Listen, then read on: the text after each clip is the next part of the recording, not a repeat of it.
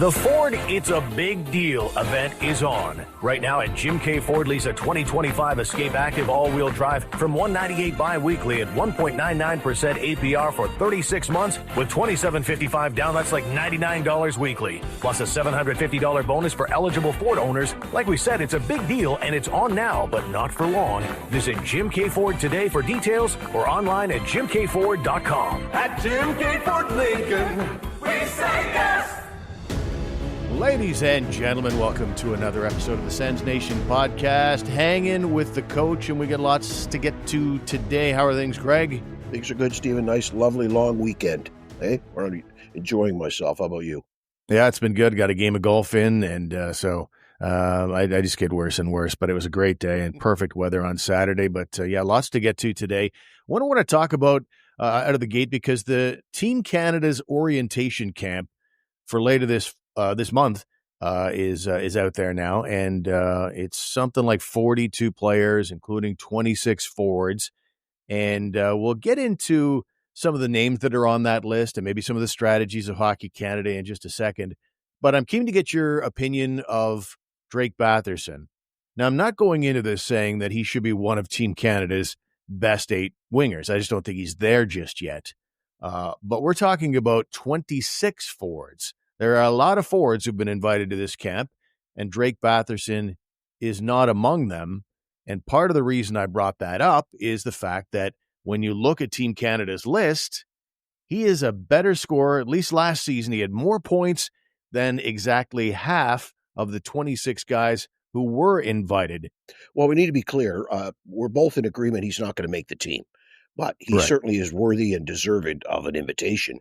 I thought at first it had more to do with all the Team Canada players from the World Junior team that were involved in the London charges and the assault case and the trial and the whole 9 yards. All of the players that were on that roster on that team were banned from playing for Team Canada until further notice. So I take it that suspension's been lifted because here's Cale Makar representing Canada and Hockey Canada playing there, being invited to this camp, and is no doubt going to be on the team. But when you look at Drake Batherson, he's had a pretty good year. And then when you look deeply into those stats, as you did, to see that he's outscored half of the forwards there last season, like, come on. And the other one is Nazem Kadri. I really thought that there was a guy who's had 2 very good years in Calgary.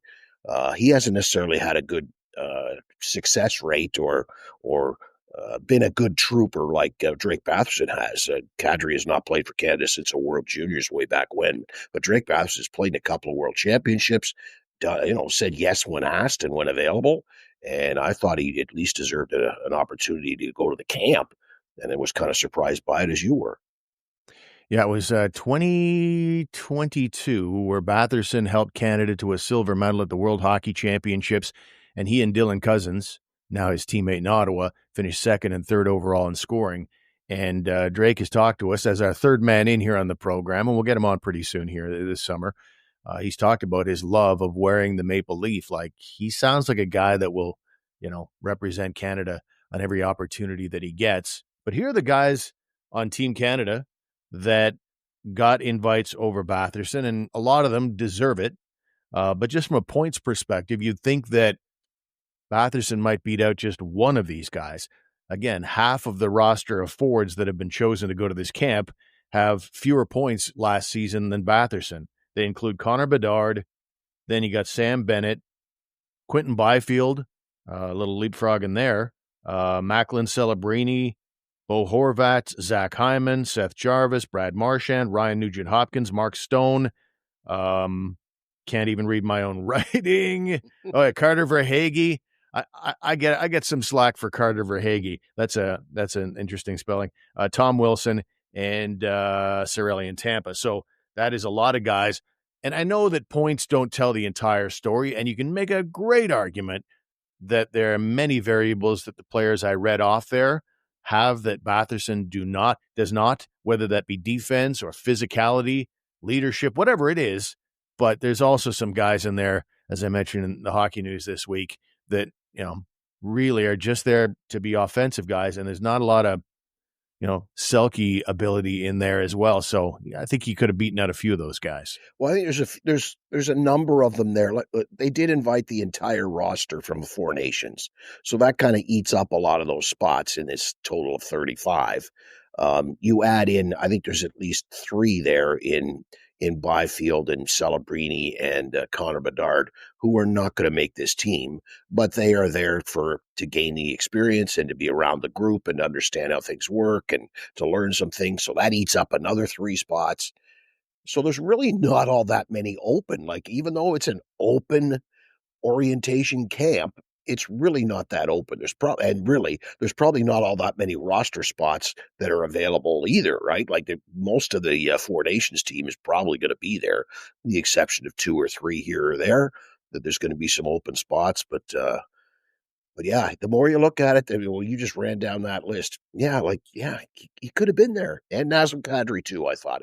And I hate to sound like a blue team guy, but you don't think Chris Tanev probably has a case that maybe he should have been invited too? There was a spot there for him on the blue line to be looked at. I just think there's a couple, and I guess that's the glory of the whole thing, right? That is hockey, and that is Canada, and that's a national team that we have these conversations, right? It's sports radio, talk radio fodder every time one of these things comes up. And this doesn't originate with me, but I have talked to a lot of people since it came out a couple of days ago, wondering if maybe Thomas Chabot, for some of the same reasons that Batherson might have snuck onto the camp roster, maybe he should have been included in the mix as well. It just comes down to, to some degree, it's splitting hairs, because it's hard to get too worked up about a guy not getting an invite to a camp where it's probably not in the cards. You can quite easily put that roster together with the Sens being omitted. But it really does look like they might go lock, stock, and barrel with that Four Nations team. Like, literally every guy on the roster and every coach and every support staff member from the Four Nations face-off back in February, they're all invited to this camp. Do you think they might actually rubber stamp the whole thing and just go with the exact man for man across the board and just go with them again? I think Drew Doughty's spot is in doubt. There's no Pietrangelo, right? There's no Pietrangelo. So he's replaced by Doughty. So does somebody come in and replace Doughty? Sanheim from Philly, I guess, does he get a spot now when somebody drops out, or Harley, who came in as a late replacement? Up front, there was one guy, the Carolina guy, help me out. You read off the list. Seth Jarvis? Seth Jarvis. Maybe he's a guy who lops off. Maybe Travis Connect these spots in doubt. But other than that, like, there's no. And look at the goaltending situation. Like, they only invited the same 3, right? So I don't think that's pretty well solidified. But bear in mind too, though, that somebody can have a really good first half and make this team. There was an Olympics that the year that Jerome McGinley had a great tournament at the Olympics. He was not on the summer roster, and I think Marty St. Louis was not on a summer roster one year and played all right too. There's been a couple over the years who were not originally at the summer orientation, but then ended up making the team, and some who did well. So there's room for other players to still be on the team. Yeah, you mentioned Marty St. Louis. That was quite a story, right? That he's in Tampa Bay, and Yzerman's the GM of Team Canada. And I don't think he took Marty St. Louis, which was part of why I think he ended up. I don't know if he specifically asked for a trade, but it sort of groomed things for him to end up with the New York Rangers in a deal that got toxic in a hurry between Yzerman and St. Louis.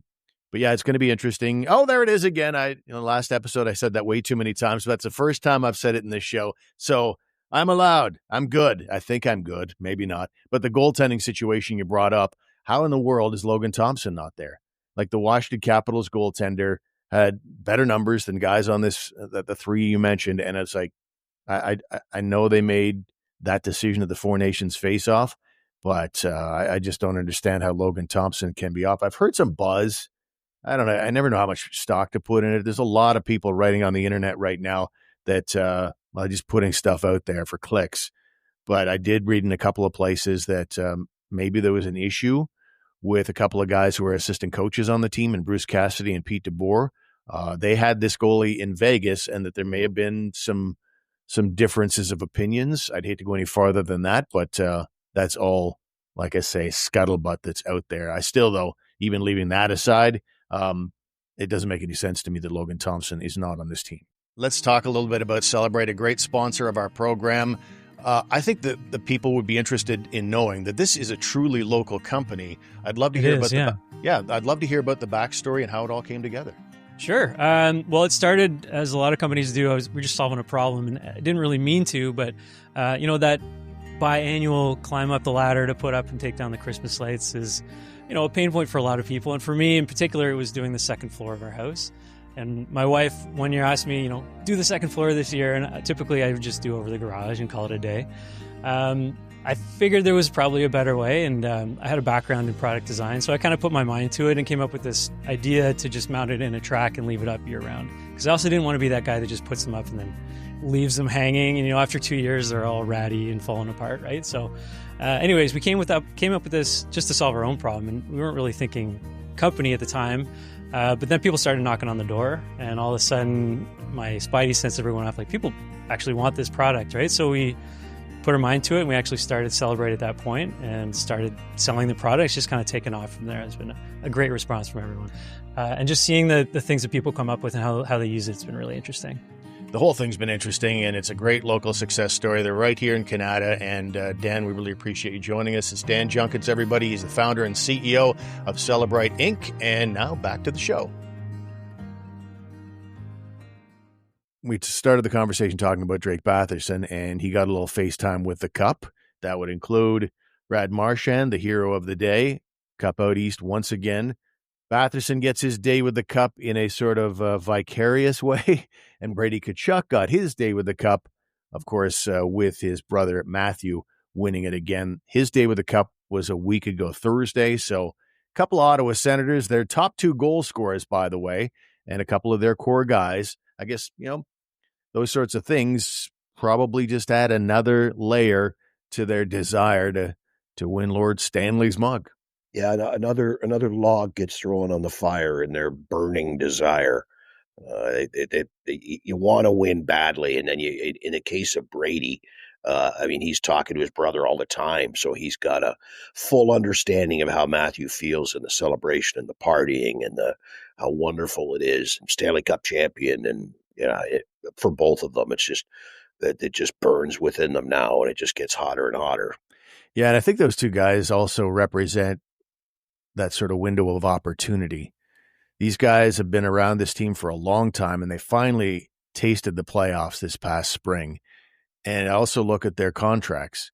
Batherson's contract expires in 2 years, Tkachuk's in 3 years. So I think that's their window of opportunity. They have to go deep at some point in that window, ideally win it all, if you're hoping for these guys to, because they need a sense, if they sign into the contract with this organization, they need a sense that this group is not just a playoff team, glad to be there, but also one that on any given season moving forward, they have what it takes to win it all. And right now, honestly, I do think the Sens are on the right path. I think I said it a couple of episodes ago. Not only do I think they're a playoff team now, I do think they're a contender right now. Yeah, I saw you slip that in a reply to an X. You can't call it a tweet. What do you call it? Whatever. There was a message on X from Bar Down about the Senators, and you replied saying not only they're a playoff team, they're not even a wild card team. They're in. You got them in the top three this year. Good for you. I'm not so sold yet. I need to see some games. I need to see what's going on come the fall. But they're definitely in the right direction. There's no one's going to deny that they're treading in the right direction. This is a big year for many reasons. Like we've talked about this before. The second season of Travis Green, how is the team going to react and get better, or are they going to kind of stagnate? And then you've got the push coming from Montreal. Everyone, like the glory boys of the summer, how wonderful the Habs look, and all these changes they've made, and look out. And so the Habs are coming on. Detroit and Buffalo, not so much, which is where you thought it would have come from. But Columbus was close last year and are getting better this year. So there's going to be a push from behind. Maybe really only Boston has slipped in the last few years. Is Tampa finally going to slip a little bit more now? So It's going to be an interesting, oh, geez, now I'm saying it. It's going to be an interesting season in the Atlantic Division, watching the Senators and seeing if they're a playoff team or if they're a top 3 team in the Atlantic, how they're going to get into the playoffs, and then how far they can go. If we ever decide to rebrand the program and step away from Sens Nation, it's going to be interesting. That's the new name of the show. I just think the Sens are in a position right now where too many good things are happening. I looked at that X post that was put out by Bar Down. It had really kind of a cool graphic and everybody in the lineup, and you look at it up and down. I'd love to see a McDavid in there, like the ultimate superstar type of a player in there. They don't have that. No. In terms of that, he's definitely getting 120 plus points, but not many teams do. What they do have is an absolute absence of lame ducks. And you can't really have said that over the last 8 years. I think it started last year, but over the last 8 years, for the most part, there were always spots in the lineup where you go, I'd probably rather not throw that guy over the boards if I don't have to right now. And when you look at, I think I mentioned this in a recent episode too, when they made their deadline deals, bringing in Zetterlund and Cousins, they had a phenomenal finish. From what it was March 6th, I think the deadline, on to the end of the season, they had the 4th best winning record in points percentage in all the NHL. So that's a wonderful sign. Yes, they lost in 6 to Toronto, but I'm chalking that up to opening night jitters and the nerves and the excitement level. Like that whole organization, that whole team must have been feeling like a dog that hasn't been walked in a while, and they're running out all over the place. And so I think they're going to be a lot more poised for the coming year. You talk about that record after the deadline. I think there's so many good things about the Ottawa Senators that fans should be pumped for. The Ford It's a Big Deal event is on. Right now at Jim K. Ford, lease a 2025 Escape Active all-wheel drive from $198 bi-weekly at 1.99% APR for 36 months with $2,755 down. That's like $99 weekly. Plus a $750 bonus for eligible Ford owners. Like we said, it's a big deal and it's on now, but not for long. Visit Jim K. Ford today for details or online at jimkford.com. At Jim K. Ford Lincoln, we say yes! Here in Canada, we don't just make lights. We craft possibility, connection, and celebration, built right here by people who care about what they're creating. At Celebrite, we're made of all the colors of the RGB rainbow, each person bringing their own brilliance. Because when we come together, we make something brighter. Celebrite.ca, proudly made in Canada. Apparently, the third jersey is inadvertently available for sale now. There was a guy on Reddit who got, I guess it was his birthday on Saturday, and he was awaiting a jersey, a Sens jersey, standard home and away, whatever it was, for his birthday, and it arrived on Saturday. And in fact, it was the third alternate jersey that's not supposed to be officially released until the end of the month. And so that wasn't ideal. He posted that on Reddit, and I actually like it better than what we've been seeing, because everything to this point has been kind of blurry and quick little snapshots in a video or leaked out on social media. This was the first really clear, detailed photo, and I don't mind it now. I really like the logo and some of the details in it, but it's a bit of a gaffe, though, isn't it? Yeah, I laughed when I didn't realize that it wasn't official yet till I read your story. Like, I'm looking at it going, I saw the tweet, or sorry, the post on X. Yeah, I'm with you. I like the there's extra shading and stuff within the helmet of the Centurion, within the face of the Centurion. It makes it looks a little better. And as you pointed out, maybe that becomes the permanent face of the Centurion on the jerseys. I'm not a fan of the black on red. The black stripes don't like, there needs to be more than just plain black stripe. I'm looking for like the gold looks good with the numbers and the lettering, but I think there needs to be a little more gold or a little more white. There needs to be something else than just black on red. That's, other than that, like, I agree with you. This is the first, I'm not a fan of the 2D logo. I much preferred the 3D myself. So this is the best 2D that they've had in a while. Yeah, I think it's strong. That red thing, that comb-looking thing, is actually called a plume. Yeah. I only recently found that out. The plume has all kinds of detail in it now, And I don't know, it just looks sharper and crisper. And I'd love to see what it looks like on the home and aways, the main ones that they have. But I'm sure they're not real happy though that Fanatics is firing that thing out there. It's an accident. It's an accident. It happens, but it's not just there's supposed to be a big reveal at the end of the month at some kind of an event. And so that's not ideal, but they are going to wear the thing this season for thinking as many as 10 games. And it might be the next 3 years that it will be their official third jersey. Anything beyond that will probably depend on sales, because that's really why they do this. A couple of other things on the show today, and one was a feature that I did on the Hockey News, wondering about the old Ring of Honor. It's kind of I don't want to say an embarrassment, but I find it a little bothersome that the organization is now 33 years old, and there's one hockey player in the so-called Ring of Honor. And for one, I've never quite understood why, if you get your jersey retired, you shouldn't be part of the Ring of Honor as well. But okay. So we've got this situation, though, where there's only one guy in the Ring of Honor. You've also got a team doctor in Don Chow, and you get Brian Murray, the former coach and GM. But that's it. There's no other players. So for that reason, I just feel like even if you disagree with the 5 names that I've come up with to shoehorn into the Ring of Honor, even if you want to describe it as that, I just feel like you just sort of buck this thing up. Let's get some beef. Let's beef that thing up. I want a Ring of Honor that's more than one player in it. And what say you about that? Is there anybody that stands out for you?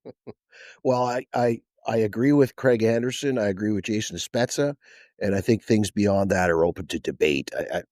The thing that gets me, I agree with you totally. Like when the Hockey Hall of Fame was first created, the first class was like 10 guys. Okay, hey, here's a bunch of guys that belong in our Hockey Hall of Fame. We now have a Hall of Fame. Here they are. When the Senators announced the Ring of Honor, there was no announcement of anybody going into it. And the first people that went into it was like Brian Murray went first, right? He was first, and it was a couple of years after, right? It wasn't immediate, or was it? You can correct me if I'm wrong, but I can't recall the timing on that. Yeah, like you think, okay, we now got a Ring of Honor, and these 3 people are going up to start it off. Like that's kind of weird. And now that you have one, with all due respect to Don Chow, Dr. Chow, with all due respect to Brian Murray, Wade Redden, like that's it. There's no other player in the history of this franchise that is worthy of being on the Ring of Honor. Like, are they waiting to see if Jason Spezza gets into the Hall of Fame? Are they waiting to determine if Craig Anderson should get his number retired? Like, just come on. Like, put a couple of players up there. Maybe do 3 this season.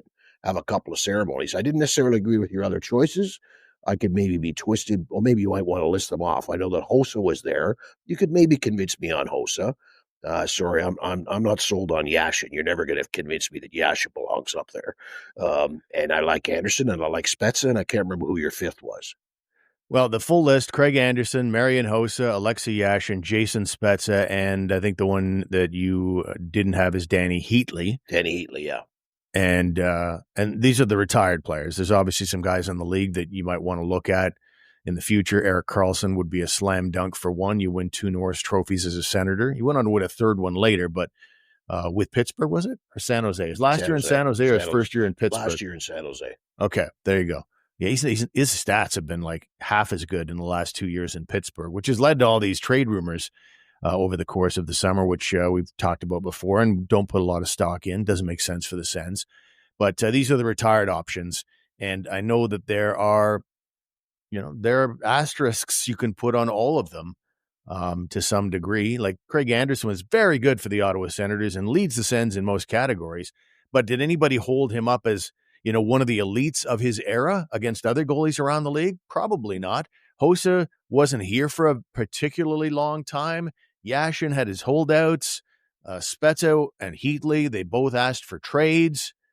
When you're talking Ring of Honor, some say that might not be the most honorable thing in the world. So yes, they all have something, little blemishes here and there, but I'm happy to overlook them just to get some names in that Ring of Honor, and none of them would look out of place, because all in their own way were tremendous impact players for the Ottawa Senators, including Yashin, who had his things with the holdouts, but he's the only guy in the history of the team that made it as a Hart Trophy candidate for MVP. Well, I think it's difficult though. We need to quantify and qualify. Okay, what is a Ring of Honor member? We need some type of criteria other than vague platitudes. A contributor to the organization in class and dignity, and no. Okay, I need some stats.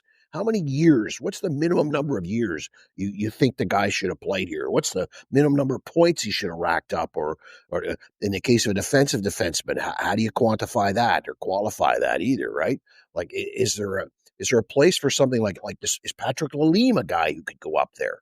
Like there are other players where I just don't know because there's been no strict set guidelines for what it means to be in the Ring of Honor for the Ottawa Senators. Yeah.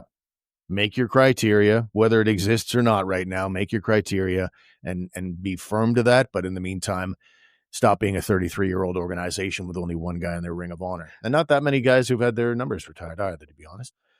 Moving on. Nick Matinpalo, nice player. Nice breakout year. One of the feel-good stories for the Sens last year, and probably not bound for the Ring of Honor anytime soon, but like I say, nice player. So he was on the Coming in Hot podcast. He said a couple of things that I found were interesting. I didn't quite say, the cliched line there. It was interesting to hear him say when Graham Nichols asked him about what did the Sens tell you at the exit meetings about what it is you have to do in the summertime. And Matinpalo said something interesting to me, and I'm keen to put your coaching hat on and the psychology of things with a player who's had this amazing year, Team Finland in a couple of cases, full-time NHL work, all 6 games for the Sens in the playoffs. Just a real neat story, and gets a 2-year contract, basically for the league minimum, but 2-year contract and on a one-way deal. And they tell him at the exit meetings, apparently, according to Matinpalo, that he should come to camp with kind of the mindset that he's not on the team. I'm sure that was meant as a positive, in terms of motivating him. And certainly you look at the roster, I would agree with that. He's not on the team. But is that the kind of thing you say at the exit meetings, even before any of these other deals went down? Well, it's strictly for motivation. If that is in fact what was said to him, and we only have his comment to back that up, but I see no reason for him to lie. It would be embarrassing for him to say that if he should feel, or it sounds like he was embarrassed or taken aback by it. So there's no reason for him to lie about it and make it up. So I don't think he is. I didn't think he sounded embarrassed at all. I think he just sort of threw it out there. It seemed almost in that pragmatic way. Did he sound embarrassed to you? I guess not. I don't know. I mean, I don't know him well enough, right? Through the accent, through a second language. Yeah. I don't know. But beside the point, it was said to motivate him. I've used the expression of, you're talking to a guy who's like your 6th defenseman at the end of a year, and you're saying, like, we need an improvement out of the 6D next year, whether that means it's you or better, or it means somebody else comes along and takes your job. Mm-hmm. We need an improvement from this position in our roster. Something along those lines. This is the same sort of thing. Like, approach training camp as though you're fighting for a job. It's motivation. That's all it is. Now, you need to know the player. You need to know whether that's going to motivate the player or if that's going to turn him into a sourpuss all summer and be upset or be angry or be something other than driven and motivated to compete. So I assume that the team knows him well enough and believes that this is the right approach to motivate him for a training camp. And you know what, Steve? I agree wholeheartedly. Nick Matinpalo, if I were talking to him in the street and didn't know him, I'd say, yeah, I would assume you better show up at camp, fight for a job because you don't necessarily have one, son. Like that does not make sense. In that sense, maybe it's too straightforward or too blunt a comment to deliver to a player. Now, let's also bear in mind his exit interview was before the contract, I think. Right? The contract came after the exit interview. So he signed the contract after this exit interview. So now that's kind of at cross purposes. Well, wait a minute now. You told me to come to camp prepared to fight for a job, but then you give me a one-way deal. So that could be confusing for the player. But I agree with the gist of it. The gist of it is come to camp prepared to fight for a job because you don't have one guaranteed. And I hope he took it the right way and shows up and is ready to compete. Yeah, that's the key, that he took it the right way, because it may have been just a double thing in that they want to motivate him, but I think it also was a warning as to what was about to happen. We're going to go out and try and get into the right shot defenseman, and they did in Jordan Spence. About what would that be like? Probably 8-9 weeks later at the NHL draft, and so they addressed that. They brought back Lassie Thompson. There's another right shot defenseman, and of course, part of the reason that the opportunity presented itself was some of the injuries that had occurred, and everybody's going to be healthy now, and so he's in a situation where, regardless of what they told him, now he knows for sure. It's like, oh, okay, I think I see what they were talking about now. But just it struck me from a psychology standpoint as an interesting thing to say at the exit meetings, as the guy's probably feeling like he's on top of the world. And you're right. It comes down to reading your player, knowing what he's about, what his personality's like. Can he handle this kind of news, that sort of thing? Kind of it ended up being, I think, some foreshadowing with the other changes they made throughout the organization. And now it's true. Now what they said is exactly true. It wasn't anything spiteful. It's just it's just literally what it is. He is now a guy who should not show up expecting an NHL job, because I think if you ask 100 Sens fans, he probably doesn't have one now because of the Jordan Spence effect. I think it really is. It's like, hey, we want to make an improvement within our team, and the position that we want to improve the most is the one that you played. Yeah. Right? That's really what it is. And they went out and got Spence. They went out and got Lassie Thompson back. They went out and signed Matinpalo. We want an improvement at that position. It's going to come from one of those two guys, or it's going to come from you being better, son. So between the three of you, somebody's going to get that job. So a little bit of a heads up early ahead of time. You better show up ready to work and ready to compete. Was that your coaching nickname, sort of the generic thing? Like some guys go with buddy or whatever. You go with son? Is that your deal? I use son and kid. Kid. Use kid a lot. I like kid. Kid is friendly. I don't like people say my kid. So for some reason, I don't like that. But I like kid at the end of a sentence like that. Get out there and be your best, kid. Yeah, go get him, kid. Exactly. Finally, speaking of kids, World Junior Summer Showcase went down here in the past week. It was held at the University of Minnesota, which is where the World Juniors in the state of Minnesota will be held. And very handy for Logan Henzer. Is like 16 miles from his hometown of, I forgot his, Tillsbury? Danbury. I think it's Danbury. Danbury's in Connecticut. What's that? Danbury's in Connecticut, isn't it? I don't know. It's something Bury. Okay. You know this. There's 500 Springfields in the United States, so you can't go by that. Right. Anyway, so it's close to his Minnesota state hometown, and so it's handy for him. He ended up with 1 assist playing for Team USA, but I want to stress more on, and that, by the way, is their first rounder from this summer's draft. But I want to ask you about Gabriel Eliasson, who is seen as sort of a controversial selection in that he was the 39th overall pick in the 2024 draft, and he is intriguing from the perspective of this. He's this baby-faced Swedish defenseman who is 6'7", and his attitude out there is mayhem. Exactly. He wants to hit. He wants the feistiness. He wants to be mean out there. And in the OHL this year, I think he had something like 118 penalty minutes, and Barry Colts. And this year, he plays for Team Sweden at this World Junior Summer Showcase. In the first 2 games, he had like 8 penalty minutes. He goes looking for it. And if you look back, and I talked about this in the Hockey News this week, you look back at his, it was a 5 Nations tournament, and it was Sweden and USA in the final. And Hensler and Eliasson kind of joked about this at the recent Sens development camp. There was a bit of I don't want to call it a 1970s bench clearing brawl, but at the end of the game, Eliasson started a scrap with one of the American players, and it almost became a big brouhaha because it was right at the end of the game when everybody's clearing the bench anyway.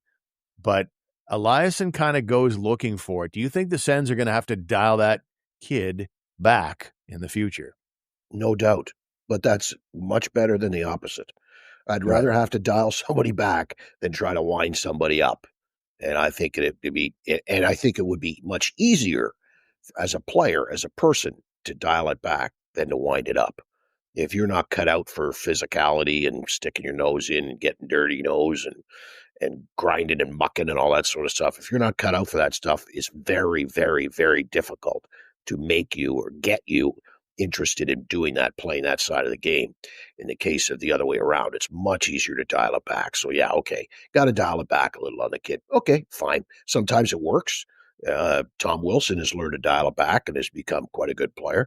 Sometimes it doesn't work. I watch Arbor Jack guy most nights and think this guy still hasn't learned how to control himself and when to pick his spots. So it can work and it might not work, but it's much easier to dial it back than to wind it up. Do you like the World Junior Summer Showcase? Because these players most of them are going to get back together in early December. This feels like kind of the first wave of cuts, effectively. We saw it with Yakimchuk last year. He participated in the summer action, but not, I think, in early December when the main camp happened, and Team Canada's at that stage only inviting like 10 guys. But do you think there's much value in the World Junior Summer Showcase, or is it kind of superfluous? Oh no, there's lots of value. These are long-term projects, right? Like, don't forget, this starts at U17. I've done a number of national U17 camps over the years where there's like 6 teams worth of U17 kids there. And at the same time, when you're in Calgary, the U18 team is there with like 40 guys. And so a lot of times, depending on the year, the World Junior team would be having their 35 or 40 man camp at the same time. It's the evaluation staff, the crew and team involved with the national team at every level, right, are watching these players from U17 to U18 to U20, which is the World Junior. So there's and it gives players the opportunity. So it's not only an opportunity for the players to show themselves, but it's a nice opportunity for the staff to see it. Think of a poor scout who works for the Senators, right? The number one thing that he would probably complain about, if he was going to complain, is the fact that he doesn't get enough of an opportunity to see this kid playing high school in Minnesota that he really likes on the ice versus this guy playing junior in Nova Scotia that he really likes, right? That you don't get an opportunity to see these guys all together competing. It might only be drills, but competing with each other within their age group on the same ice surface at the same time. So these things are really important, not only for the Hockey Canada guys, but especially for these players too. Yeah, my player agents are probably loving it that they're getting a chance to show their wares. And I think you've got a situation too where it's all those things you talked about, but it's also in a true best on best setting. So that's when you really see what a player's got. Because you can really, really, and I do a lot of this around the draft where I go and I watch a player in a shift by shift video, not necessarily a highlight video. Good and bad, you see it all. You watch a game where you only see the shifts and you see the player circled and you kind of watch him in the shift. And I'd say, 29 times out of 30, you come away going, oh, that's a player. But he's out there dominating against junior players, most of which will never get a sniff of making any money at the game, let alone the NHL. And so when they're out there in a best on best situation for a scout, that's got to be gold. Mm-hmm. Right? Well, we talked about this. Imagine you're a scout. Like, how the heck do these guys put together a list? A list, Stephen. How do they determine why this guy's number 121, but this guy, oh no, he's 122. There's no way that guy's 121. That guy's number 122. Like, think about that, putting together a list. And they don't get to see this kind of stuff, right? Like I said, the high schooler from one state, Minnesota, versus an OHL or a Q guy playing in down east, like you don't get an opportunity to see them. This is so good. And you mentioned agents. You don't think agents are out there lobbying Hockey Canada and USA Hockey to make sure their guy gets invited to these things too? Like, a lot goes into these behind the scenes, and it's an evaluator's field day to be at one of these things and see all these players. Yeah. The one exception is goaltending. Like, even if it's best on best, you can, it just tells me that it's such a difficult thing to scout a goalie. How many nondescript goalies have starred for Team Canada and then went on to nothing? Like, the greatest Team Canada of all time is often said to be that 2005 team with Sidney Crosby and the duck combination of Corey Perry and Ryan Getzlaf. It was just a bunch of guys on that team that were just excellent.